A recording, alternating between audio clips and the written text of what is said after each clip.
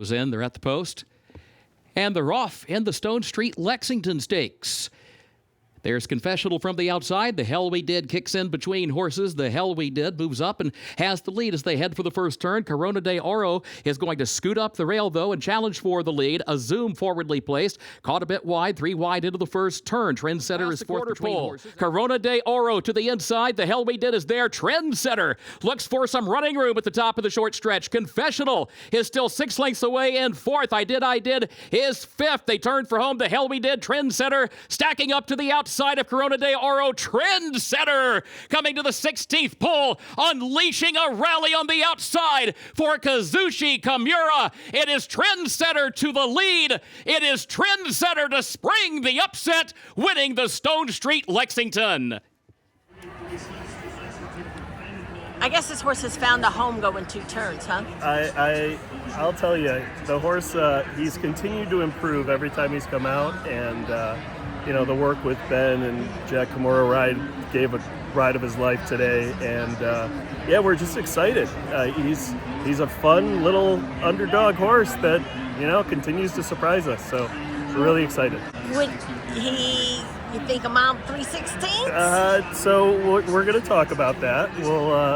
We'll see where we're at. I don't think we nominated for the Preakness, so I don't think that's in the cards, but he's got a good 3-year-old year ahead of him. So you don't think you'd supplement to make him eligible?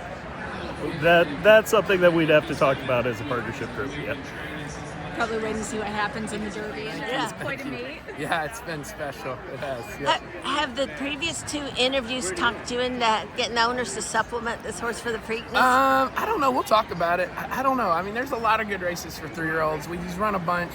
I don't know. Just initially, I would say that might be a bridge too far, but I'll have to talk to Davant and the ownership group and see what they want to do. But I think he might be better off just, there's all these Indiana Derbies, Ohio Derbies, races like that going forward. You have a lot of fun with a 3-year-old. I mean, the Triple Crown's great, but we didn't initially nominate him, so that's probably on me because Davant actually even said it, so now I look like an idiot. But anyway, I think there is other races out there, but I mean, we'll quietly talk about it.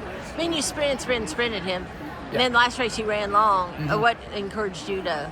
I've always thought he was going to go long. It's just, as a 3-year-old, there's not many races to run in going long on the dirt. And he had one, his maiden and his allowance condition. So we really had nowhere to go unless we were going to run like the Breeders' Futurity or something like that, which I didn't think was really the right move at that time. It showed he was okay on the grass.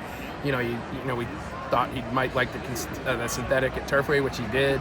So this was just the logical race. I mean, he's a hard-knocking horse. I've been running him, and he just keeps showing up. We had talked about maybe going to the Virginia Derby with him, thought that might be a little bit too tough, and then just thought that maybe we could kind of go here and in our own backyard where he trains, and I think that's a big deal for horses training out of their own stall, where we've got to be here all winter, and everybody else is coming back from Louisiana or Oakland or Florida, so I think it's a big thing. Being a Keeneland guy is helpful.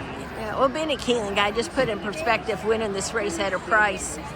I've done some pretty good work on prices at Keeneland, so it's a good thing. But I was looking and I thought he should have been a little shorter. I mean, to be honest, I'm not, So, it was a tough race, but I thought he would be more 10, 12 to 1. I don't know what he went off at in the end, but I thought he had a good chance to hit the board, and that's why he ran. And then he jumped up, surprised me. There were some horses in there that people liked. I know. Brad liked his horses. Yeah, no, they had been running big numbers, and so far our numbers hadn't stacked up. But I thought that maybe the magic bullet would be the 2-turn on dirt, and the jock knowing him, and just like I said, being able to run from your own stall. And he's never really been able to do that.